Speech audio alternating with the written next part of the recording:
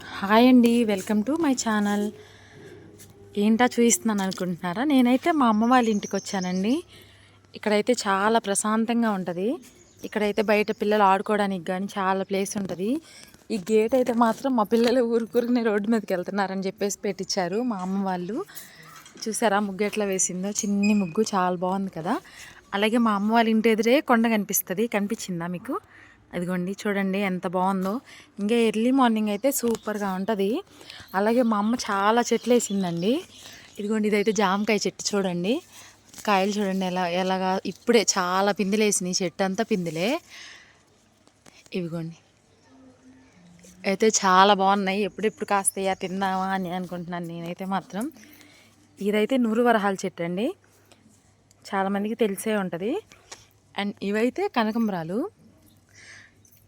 ఇవి విటిగా మనకు చిక్కే కనకంబరాలు కాదండి. ఇవైతే కొంచెం పొడుగ్గా ఉంటాయి అన్నమాట.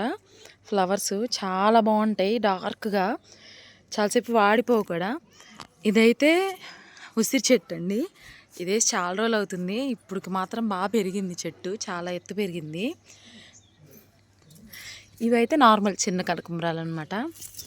అండ్ ఇదైతే తులసి మొక్క, చాలా బాగుంది. ఇదైతే పూలల్లో వేసి కడతారు కదండి, దాని పేరు ఏదో ఉంది, తెలిస్తే కామెంట్ చేయండి.